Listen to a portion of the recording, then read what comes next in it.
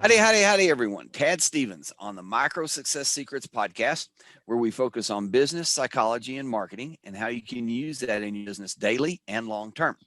Today, I'm talking with Carl Arnold, whose purpose is to build and help a diverse community of friends and families achieve happiness through knowledge, life experiences, humor, and music. He's a results oriented, decisive business advisor and entrepreneur with a proven track record of increasing sales and growing bottom lines while establishing operational improvements to drive productivity for clients and stakeholders. He has a passion for creating successful businesses and leadership transformations exclusively with owners of small to mid-sized companies. Carl, how you doing? And let me know if I missed anything. Wow, that's pretty comprehensive. I think you covered it all there. That was a mouthful. All right. Well, super. Well. I always start with this question. Hey, how are you doing, by the way? It's really a joy to be on here with you. Oh, I'm doing great and looking forward to this. In fact, I've been looking forward to this one, and so I'm glad we're getting it done now. Yeah. One of the things I like to start with is, and this is a hypothetical, if you could go back in time and you could change one decision you made, business, life, combination, a little bit of both, first off, would you change it? And if you would change it, what would you change it to? That's kind of interesting. I think one of the decisions that I would probably redo is when I sold my business back, I guess, in 1998. And when I sold it, I had another business that was hotels on the contract basis for the airlines.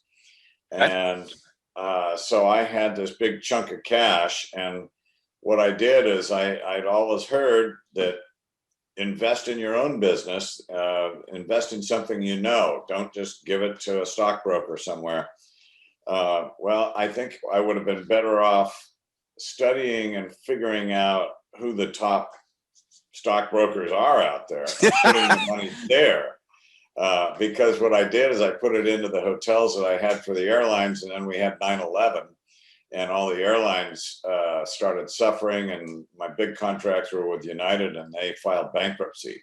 And that was the one clause they could cancel out on with me, and they canceled my as if they filed bankruptcy, and which they did. And so I wasn't able to had quite a bit of debt that I had to cover after that, and managed to pull through. So that was great, but it was a real life lesson that, you're probably better off putting everything in something that's a good conservative investment, and then carve off maybe a small portion of that, maybe 20, 25% of it, and put it in your own business, but try to keep a nest egg for yourself.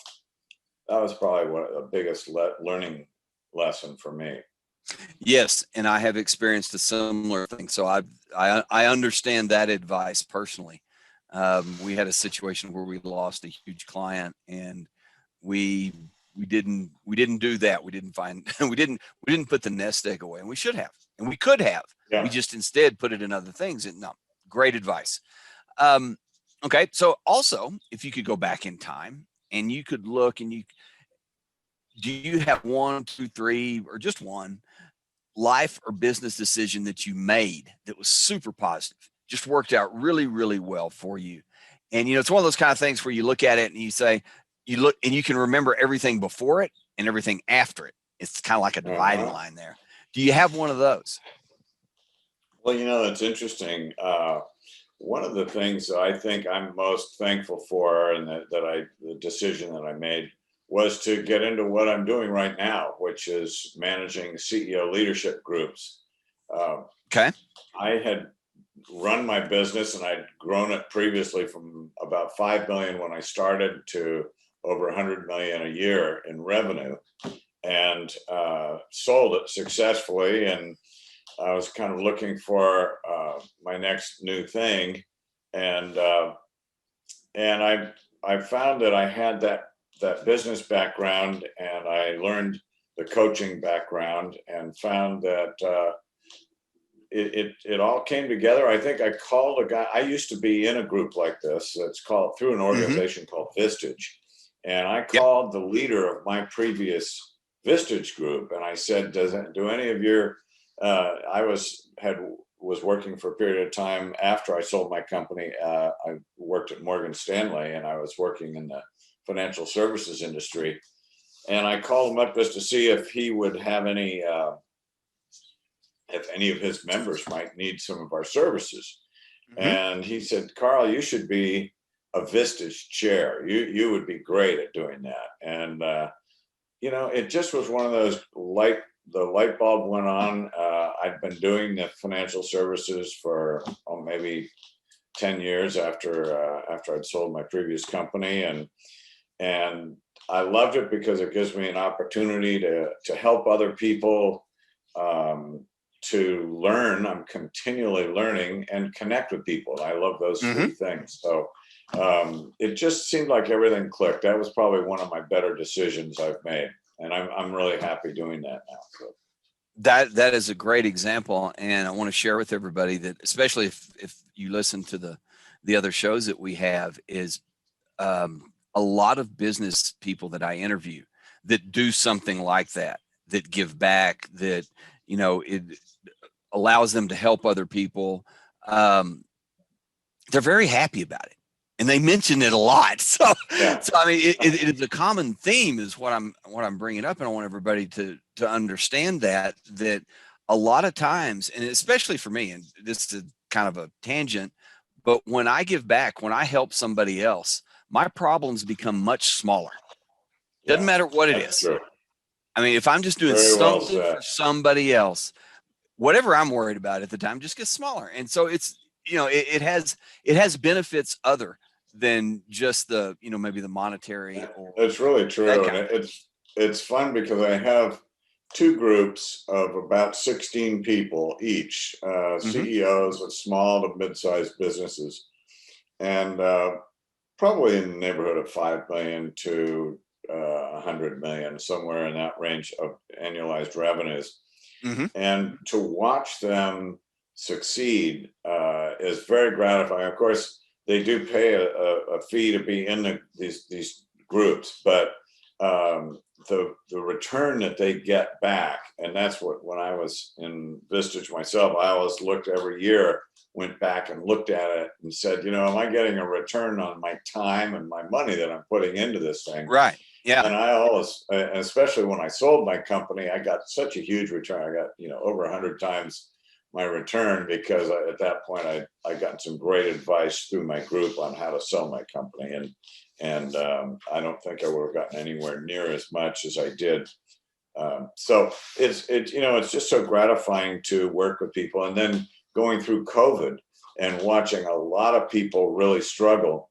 And with the resources from our group, not only just the group, but we also have a lot of thought leaders and speakers that come in, and making all of them available so that people were able to get their PPP loans, and people were able to get forgiveness on the PPP loans, and then other people talking about pivoting.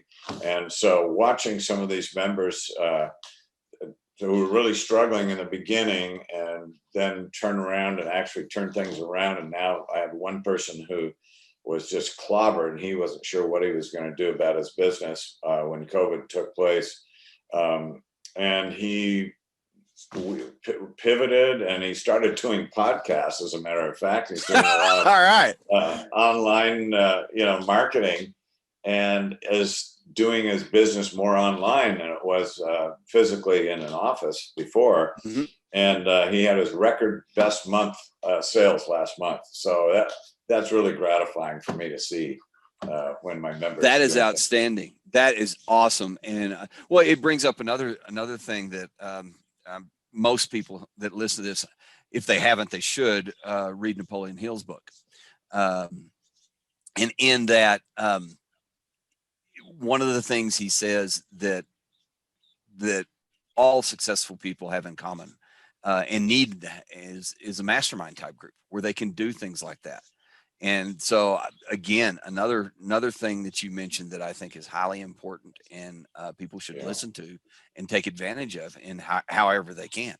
So, okay. So, well, and just to that point, I couldn't agree with you more, because it's when you're in a group like that, and really everyone's there just to help each other. So they have no agenda. Sometimes you'll have a business partner, but they have their own agenda, or you'll have your family, but they may not quite understand what's going on in your business. And to have a group like this, it goes way deeper than just sort of a business group. It's people that are really watching out for your back. And I feel so lucky that I have a group. I think of them sort of as we're all, equals working on trying to help each other. So I don't know how I would be if I hadn't had a group like that going through particularly the growth stages of my business.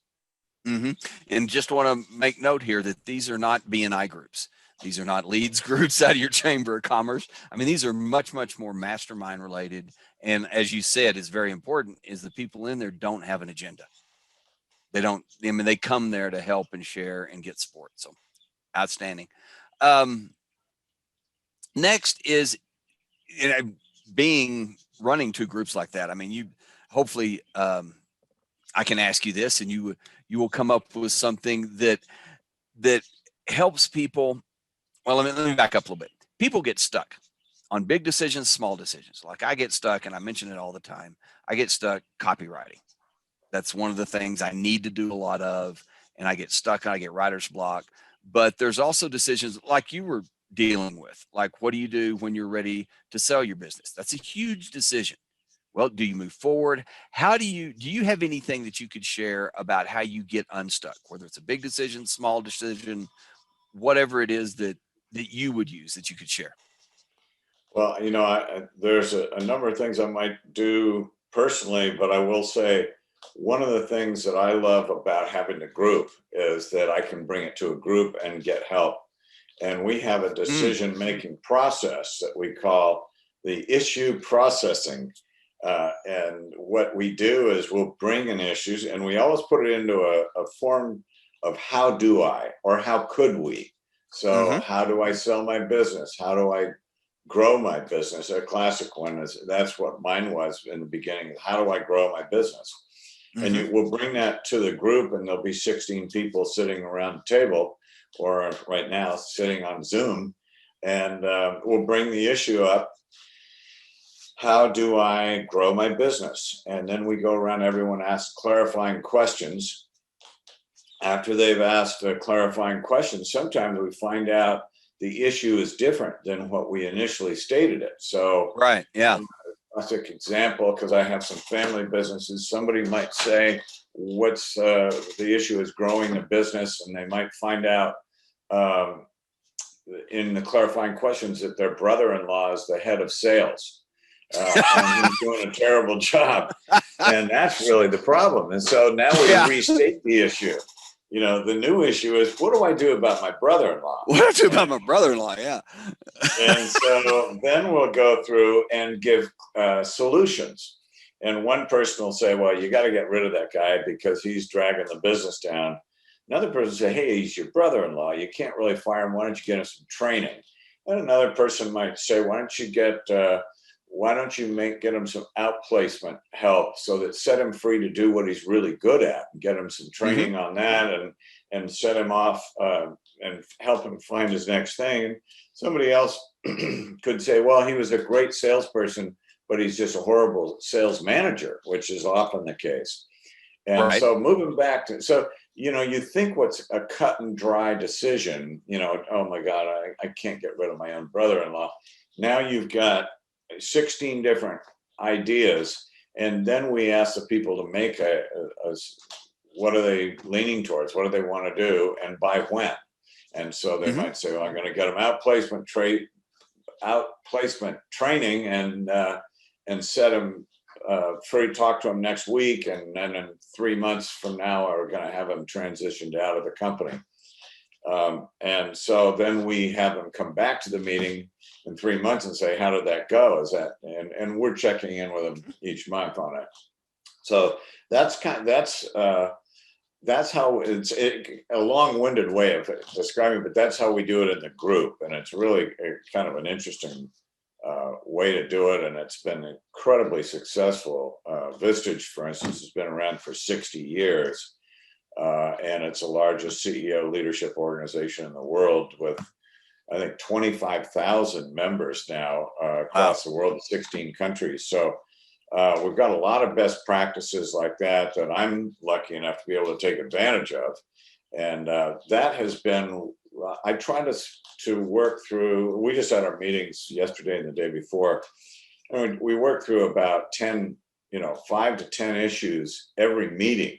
And we have a variety of different formats. Sometimes it takes a half hour to an hour on one issue. Sometimes we can do 5 issues in an hour. So different techniques that we have, but it's really great to be able to work on decision making. And I think that's one of our mottos, is that we help leaders make better decisions. Mm-hmm. And again, I think it's super important and super supportive to have a group like that. When somebody's in a situation like that. Absolutely. So, on that too, one real quick thing, if I were just to answer a good way to make better decisions, we have a form that we use that says, starts out with, how do I, and you have to put it in a sentence. What have I done so far? Why is it important? And then what kind of help am I really looking for from myself or from the group?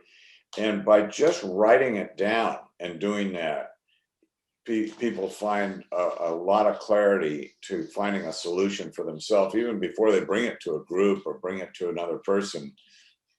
If you just take the time to write out what your issue is and work it through a little bit on yourself, as though you were going to share it with someone else, that's a great way to come up with, many times you'll come up with a solution yourself. Yeah, it sounds like it. And those 4 questions I think are awesome. Okay, so let's roll into the last question. Yes. If COVID hit maybe, or if you had to move to another state or another country and you had to start over, knowing what you know with the resources that you have, more likely just knowing what you know, what would you do? If you would do anything, would you do anything? And if you would, what would it be? If you're saying if I could do anything, what would I do with if you had to, if you weren't doing what you're doing right now, if it for whatever reason disappeared and you were going to do something, would you go back? Would you try to do that again? Would you go back to hotels? What would you do you think? I think I would stay with something along the lines, I hate to say it, but I'm just happy doing what I'm doing right now. I think I'd end up doing something like this because I've already kind of explored those different areas. I worked in finance and I've worked in more on the real estate side and with hotels. And so I've kind of covered those 2 areas. And the part I didn't like about the hotel business is that it's a wonderful business and I loved it. It was fun in a lot of ways, but you have to spend a lot of money on a big asset, millions of dollars to buy one. And if business starts to get soft, then it's easy to be upside down, similar to the restaurant business and what we've seen with COVID right now. Sure. So and at this stage of my life, and also there's big payroll. When I had my business going full bore, my payroll was $1.5 million every 2 weeks. And I had to come up with $1.5 million every 2 weeks. And if for some reason cash flow got tight, I'm sweating bullets. So you got to cover payroll. Absolutely. You don't want to miss that. You're going to be wearing an orange jumpsuit. So so I thought that I like the model of the consulting model right now of being able to help people and getting paid to help other people. And it's, I love working with the group because, as I mentioned, I love the connection factor. So I think I hate to not be answering your question, but I mean, I might want to go to Florida and just cruise around on boats and retire or something like that. But I'm not really, I enjoy working. I think I'm going to continue to work as long as I possibly can.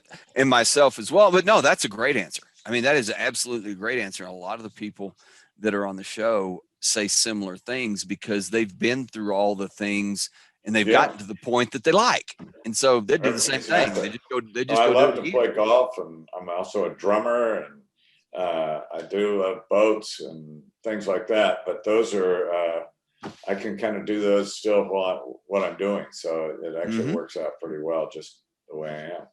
All right, super. Carl, thank you very, very much. Really appreciate your time and sharing today.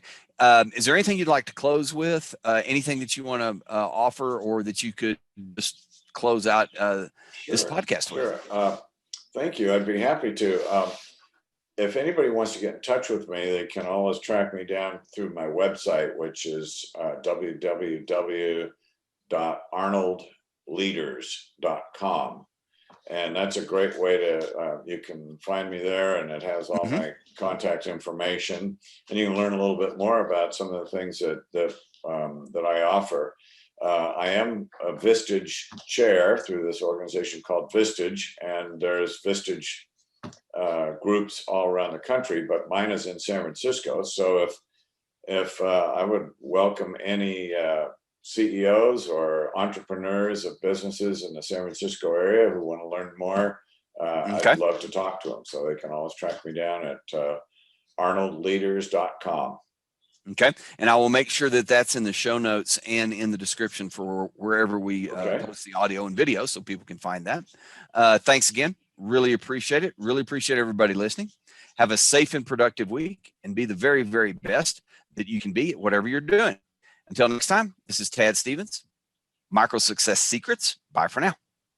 Goodbye. Thank you.